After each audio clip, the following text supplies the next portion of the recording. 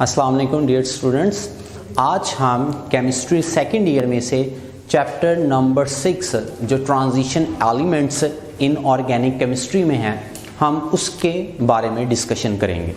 Chapter number 6 according to smart syllabus के मुताबिक इसमें दो टॉपिक ही स्मार्ट सिलेबस में है, एक 6.2 और एक 6.5। आज हम 6.2 को डिस्कस करने से पहले हम इसके इंट्रोडक्शन को देखते हैं कि बेसिकली इंट्रोडक्शन है क्या। याद रखिएगा, इंट्रोडक्शन स्मार्ट सिलेबस में नहीं है। स्मार्ट सिलेबस में प्रॉपर्टीज ऑफ ट्रांजिशन एलिमेंट से स्टार्ट होता है, लेकिन ये पहले जनरल पॉइंट्स इसलिए यहाँ पर मेंशन किए हुए हैं ताकि आपको ये पता चल जाए कि हम ट्रांजिशन एलिमेंट्स को क्यों स्टडी करना चाह रहे हैं और ट्रांजिशन एलिमेंट्स से हमें क्या जनरली तौर पर इंफॉर्मेशन कलेक्ट होती है। तो सबसे पहले ट्रांजिशन एलिमेंट्स की हम डेफिनेशन की तरफ चलते हैं। तो याद रखिएगा, elements of the periodic table having partially filled D और F subshell in a common oxidation state including zero oxidation state are called transition element. So transition elements या ट्रांजिशन मेटल्स उनको कहा जाता है जो D और F सबशेल के अंदर उनके इलेक्ट्रॉन्स हों, चाहे वो कंप्लीटली फिल्ड हो, चाहे वो पार्शियली फिल्ड हो, या कोई भी ऑक्सीडेशन स्टेट रखता हो। अगर D और F के अंदर इलेक्ट्रॉन है तो उस एलिमेंट्स को हम ट्रांजिशन एलिमेंट्स कहते हैं। जनरली तौर पर ये पीरियोडिक टेबल के अंदर लोकेटेड होते हैं between S block and P block. As we know that कि स्टूडेंट हमारे पास S ब्लॉक्स के जो होते हैं वो जनरली तौर पर मेटल्स होते हैं और P ब्लॉक के जो एलिमेंट्स होते हैं वो जनरली तौर पर हमारे पास नॉन मेटल्स होते हैं। तो ये बिटवीन एग्जिस्ट करते हैं S एंड P ब्लॉक्स के दरमियान में। D ब्लॉक एलिमेंट्स और other transitions partially filled D orbital in any oxidation state. तो D ब्लॉक के अंदर एलिमेंट्स, D ब्लॉक एलिमेंट्स और other transition partially filled D orbital in any oxidation state वो D block के कहलाएंगे। F block के अंदर एलिमेंट्स वो होंगे जिनके अंदर F के अंदर इलेक्ट्रॉन्स होगा, या पार्शियली फिल्ड हो जाए या कोई भी ऑक्सीडेशन स्टेट के अंदर F के अंदर इलेक्ट्रॉन एग्जिस्ट करता हो। F ब्लॉक एलिमेंट्स और in a transition partially filled F orbital in any oxidation state. F block के एलिमेंट्स याद रखिएगा इंक्लूड करते हैं लैंथेनाइन एंड एक्टिनाइड्स के बारे में। एक्टिनाइड सीरीज और लैंथेनाइड सीरीज इनके अंदर ऑक्युपाई होती है। तो यहाँ पर जनरली तौर पर हमें यह पता चला कि ट्रांजिशन एलिमेंट्स वो एलिमेंट्स होते हैं जो D या F सबशेल के अंदर उनके इलेक्ट्रॉन्स होते हैं। ये बिटवीन होते हैं S और P के दरमियान में।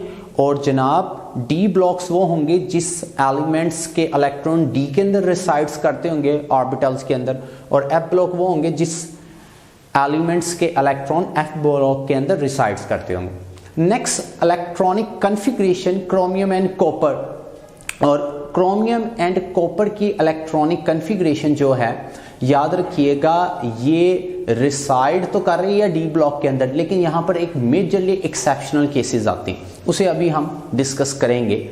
हमारे सिलेबस के अंदर जनरली तौर पर यह टॉपिक नहीं है, लेकिन क्योंकि ये MCQs के पॉइंट ऑफ व्यू से बहुत ही इंपॉर्टेंट है और एक्सरसाइज के MCQs में भी पूछा जाता है, सो इसीलिए हमने यहाँ पर यह पॉइंट मेंशन किया है।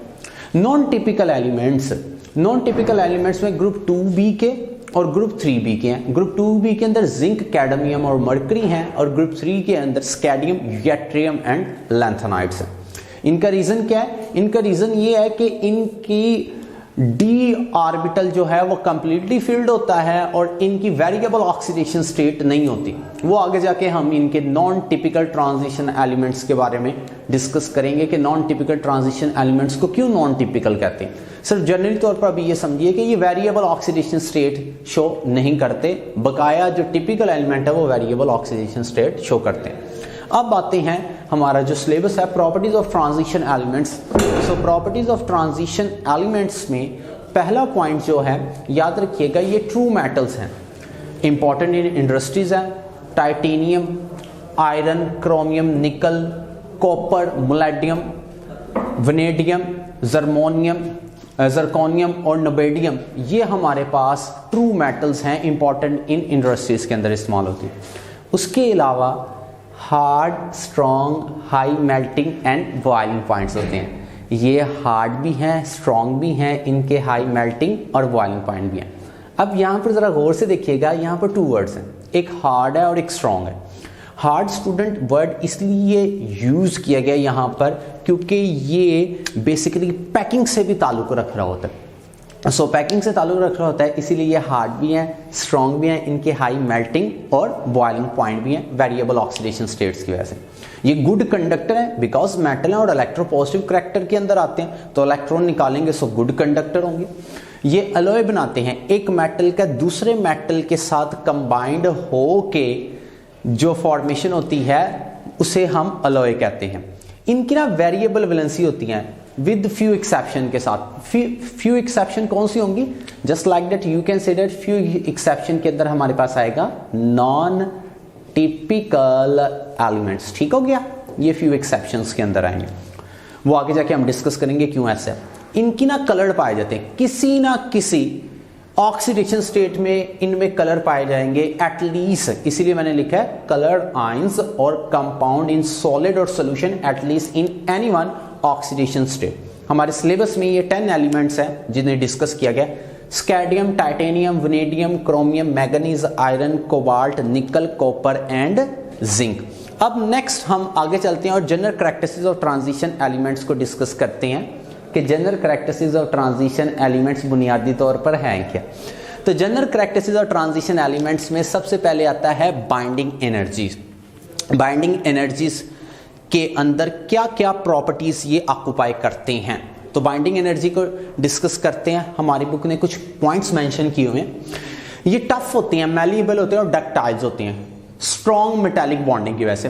अब टफ का क्या मतलब है? टफ का मतलब मीन्स टू से इनकी पैकिंग एक स्ट्रॉन्ग है और ये जल्दी से ब्रेक डाउन नहीं होते। मैलिएबल और डक्टाइल्स क्या है? मैलिएबल से मुराद है इनके ऊपर अगर फोर्स प्रोवाइड की जाए तो ये शीट्स की शक्ल में आ जाए। Ductile words Greek letter duct से निकला हुआ है, इसका मतलब है कि अगर आप फोर्स प्रोवाइड करें और तारों की शक्ल में आ जाए। सो याद रखिएगा ये टफ होते हैं, मैलिएबल होते हैं और डक्टाइल होते हैं क्योंकि इनमें स्ट्रॉन्ग मेटालिक बॉन्डिंग पाई जाती है, इस वजह से हमारी बुक ने मेंशन किया हुआ है। ठीक है, लेकिन आपको पता होना चाहिए कि मेटल्स की प्रॉपर्टीज होती हैं मैलिएबल और डक्टाइल, और टफ होते हैं बिकॉज इनकी पैकिंग स्ट्रॉन्ग हो जाती है। Outer most S orbital and underlying D orbital both taking part in the bonding. तो इनर के हमारे पास डी और आउटर के एस जो है वो टेकिंग पार्ट करते हैं बॉन्डिंग के अंदर। Binding energy depend on number of unpaired electron. जितने नंबर ऑफ अनपेयर्ड इलेक्ट्रॉन की तादाद ज्यादा होती जाएगी बाइंडिंग एनर्जी ज्यादा होती जाएगी। क्यों? क्योंकि आपको जनरली तौर पर समझाने के लिए बताते हैं हम कि आपको पता है कि जो अनपेयर्ड इलेक्ट्रॉन होते हैं वही बॉन्डिंग के अंदर पार्टिसिपेशन शो करते हैं। So binding depends upon of number of unpaired of electron. So इसका डायरेक्ट रिलेशनशिप है, more number of unpaired electron more binding, less number of unpaired electron less binding. Left to right, whenever you move, unpaired electron increase up to the group 5a and 6a, तो वो unpaired electron increase होते जाते हैं। It's mean कि यहाँ पर आपके पास binding energy जो होती है वो increase होती जाती है। ठीक है जी, और बॉन्ड्स बनाने की एबिलिटी आमतौर पर ज़्यादा होती जाएगी। After that pairing take place and number of unpaired electron goes on decreasing। Understood बात है, जब जैसे ही पेयरिंग आनी शुरू हो जाएगी और नंबर ऑफ अनपेयर्ड इलेक्ट्रॉन क्या हो जाएंगे वो डिक्रीज होना शुरू हो जाएंगे until it become zero at group 2b। तो ग्रुप 2b का जैसे मैंने मेंशन किया था जिंक, कैडमियम और मरकरी, तो वहां पर आके अंडरस्टूड बात है वेरिएबल ऑक्सीडेशन स्टेट नहीं है। इट्स मीन कि वहां पर नंबर ऑफ अनपेयर्ड इलेक्ट्रॉन ज्यादा नहीं है। In first transition series the general increase in binding energy and to vanadium, this is due to change in metallic structure. और लास्ट के ऊपर है manganese has some what low binding energy. तो manganese की ना मैंगनीज ये manganese है। ठीक है जी, manganese has some what low binding energy. तो मैंगनीज की ना बाइंडिंग एनर्जी लो है, ये एक एक्सेप्शनल केस है, इसे हम वैसे ग्राफ में भी डिस्कस करेंगे। ये एक्सेप्शनल केस इसकी प्रॉपर्टी ऑफ कंबाइंड फॉर्म की वजह से, यानी कि इसका स्ट्रक्चर को अगर आप देखा जाए ना तो इसके स्ट्रक्चर में बहुत ज्यादा वेरिएशन है। मींस के आम जबान में अगर मैं बताऊं तो इसकी पैकिंग बड़ी वेरिएबल है। सो पैकिंग की वजह से इसकी लो बाइंडिंग एनर्जी है, ये एक एक्सेप्शनल केस है ड्यू टू इट्स पैकिंग। ठीक है जी, अब जरा इधर आते हैं। बाइंडिंग एनर्जी के अंदर हमारे सामने ना एक ग्राफ बना हुआ है, बुक में भी बना हुआ है, आप जरा गौर से देखिएगा तो यहाँ पर दो ग्राफ हैं। जो रेड के अंदर इंडिकेट किया हुआ है वो हमारे सिलेबस से रिलेटेड है, बकाया दूसरा ग्राफ भी है जिससे हम अंडरस्टैंड कर सकते हैं। तो यहाँ पर देखिएगा potassium, calcium, it's not an transition element but you can से it's cadmium, number of unpaired electron increase होते हैं। Titanium, vanadium, chromium, manganese, iron, cobalt, nickel, copper and zinc. तो जैसे कि उसने बताया था कि आपके पास जिंक की सबसे कम हो जाती है क्योंकि पेयरिंग यहां पर स्टार्ट हो जाती है और ऊपर क्या है, सारी अनपेयरिंग है। मैंगनीज की क्या एक्सेप्शनल केस है? मैंगनीज का एक्सेप्शनल केस ये है कि इसकी पैकिंग का बिहेवियर डिफरेंट है इस वजह से। ठीक है जी। मेल्टिंग एंड बॉइलिंग पॉइंट्स, तो मेल्टिंग एंड बॉइलिंग पॉइंट्स को हम डिस्कस करते हैं कि मेल्टिंग एंड बॉइलिंग पॉइंट्स क्या होते हैं। Melting point increase up to the middle of the series and then decrease to a minimum level at the end of the series. As we know that हमें melting and boiling point को generally तौर पर ना हम discuss करते हैं bonding ability के मुताबिक, और आपने ट्रांजिशन के अलावा चैप्टर नंबर 2, 3 और 4 में डिस्कस किया हुआ है कि आपको पता होना चाहिए कि जब भी आप लिथियम, बेरिलियम, बोरॉन, कार्बन तक आते हैं, you can say that here we will become lithium, beryllium, boron, carbon.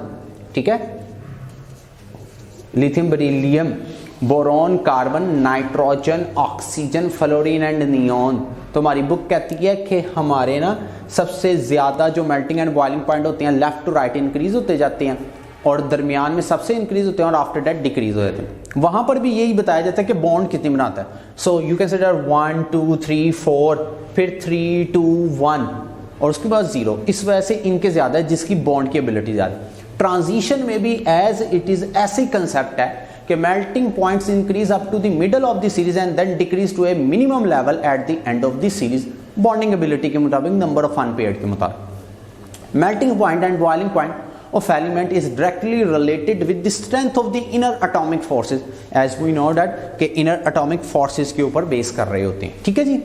Next आगे करते हैं, लास्ट पॉइंट है greater is the strength of the bond greater will be the melting and boiling point. तो अभी बताया strength of the bond. So strength of the bond generally तौर पर unpaired electrons की वजह से होगी ज्यादा। तो जितनी stronger strength of the bond होगी उतने melting and boiling point strong होंगे।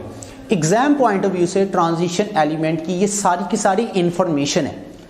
ठीक है जी, ये सारी की सारी इंफॉर्मेशन पेपर के अंदर हमसे शॉर्ट क्वेश्चन की फॉर्मेशन में पूछी जाती है। तो हमने इसे पॉइंट्स में बनाकर आपको इजी वे से एक्सप्लेन किया है। इसे अच्छे तरीके से तैयार कीजिएगा, ये शॉर्ट क्वेश्चंस के लिए मोस्ट इंपॉर्टेंट होती है। Thank you so much.